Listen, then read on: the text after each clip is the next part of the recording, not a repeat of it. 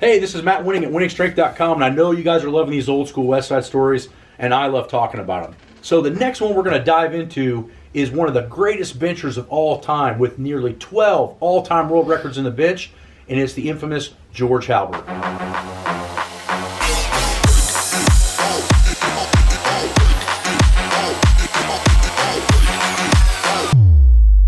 I show up as a punk kid in 1999. I'm 19 years old. I'm squeezing in right out of 500-pound raw bench. I'm a strong kid. I get to Westside, I am nobody. And we're doing some max effort work, I think the second or the third time I'm there, and I finally got to lift with George Halbert. Now, keep in mind, George Halbert had hit multiple world records in the bench press. He was considered by everybody, including everyone at Westside, to be the real mind behind how to bench press.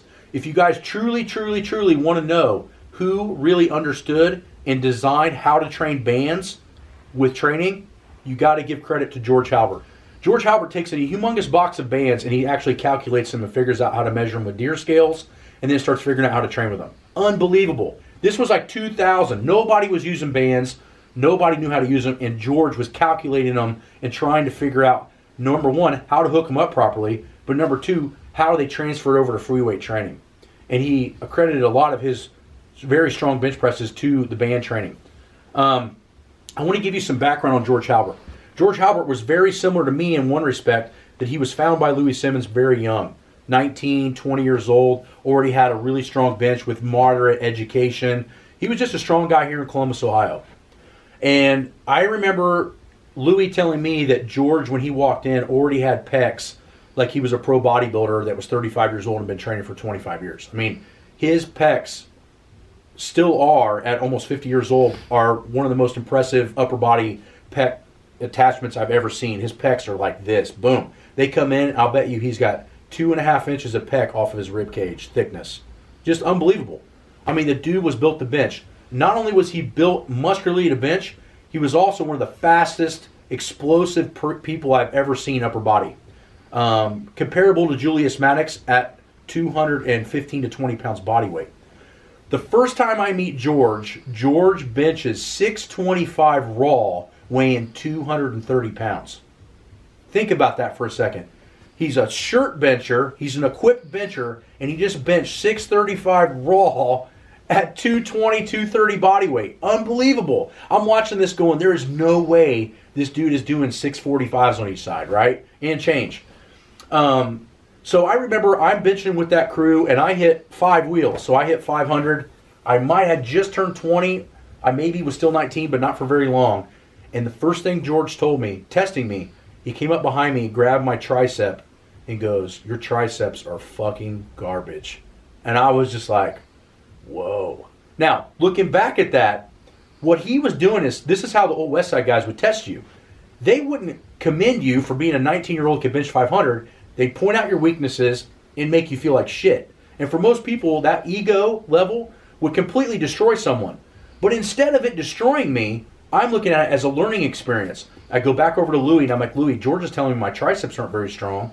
And what do I need to do to get those up?" So Louis shows me these tricep rollbacks. He shows me these Dave Tate or fold-in presses. He shows me a JM press. The point is, he shows me 3-4 exercises of triceps.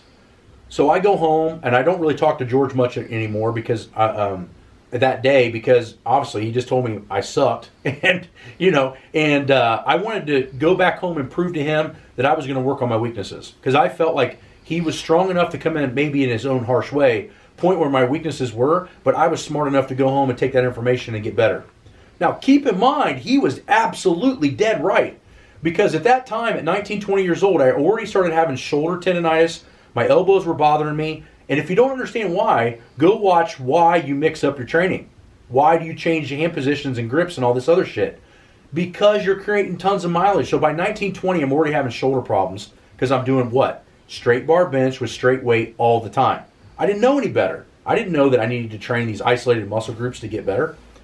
So I go home, and now my training's revolving around my weaknesses in an archaic way. I'm doing tons of tricep work. I'm getting really strong at these JM presses and these fold-ins and these extensions and shit. I probably don't see George for another 4 to 6 months.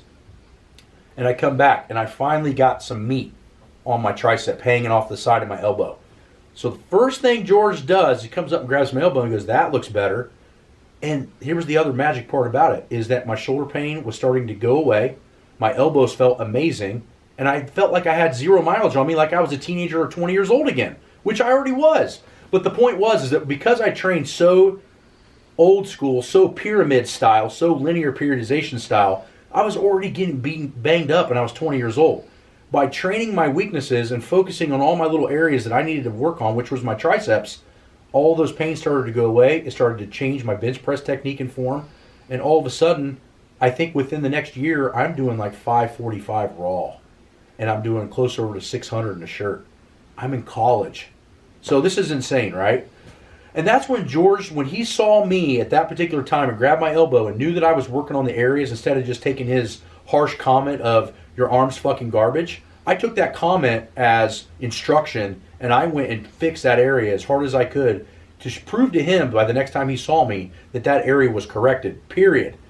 And ever since that point, in 2005, so 3-4 years later, I became the strongest shirt bencher at Westside Barbell as a full meat lifter, knocking J.L. Holdsworth off the board and hitting 785 as a full meat lifter. Okay, now that doesn't sound like a crazy amount now in a shirt bench, but back then it was huge. There were only a handful of guys that could even bench 800 in a full meat. They had a few guys in the 9s that were doing that in shirts, but those guys didn't squat and deadlift. They just bench pressed. So the point was is that to become a punk kid with no triceps, right, to a kid that had the all-time highest bench press as a full meat lifter in 2006 at Westside Barbell was an enormous jump, and I would have never gotten there if George Halbert wouldn't have come in, harshly coached me, tested me to see if I would listen to him, and then plugged in that information by asking other people around the gym how to get better, and then proving to him that I was going to do what he asked, even though it was a harsh way of him asking it. So back to the original understanding of George Halbert, he is one of the pioneers of understanding band tension. He is one of the pioneers of accommodating resistance. He is one of the greatest bench pressers of all time, especially at a lighter body weight, holding world records at 198, I believe, 220, 242, and 275. Unbelievable. He should be considered the pioneer of bands and chains, along with Chuck Vogelpool, because they were the ones that experimented with it. So I hope you like this video. It's another big Westside story. I think it's something that everybody needs to know about George Halbert. The dude was a genius with understanding band tension, chain weights, and speed work. He was one of the most explosive bench pressers I have personally ever seen, and I've seen some good ones. But his understanding of rotation of exercises, you'd never see George really doing the exact same thing all the time. He might be training the similar muscle groups, but he is rotating things constantly, and that's what made him a great bencher and also made him have high levels of longevity. So if you guys need more help, go on winningstrength.com, check out some of the manuals, and if you guys have any questions on band setups or chain setups, join Patreon and we'll get to your questions and try to help you as much as we can.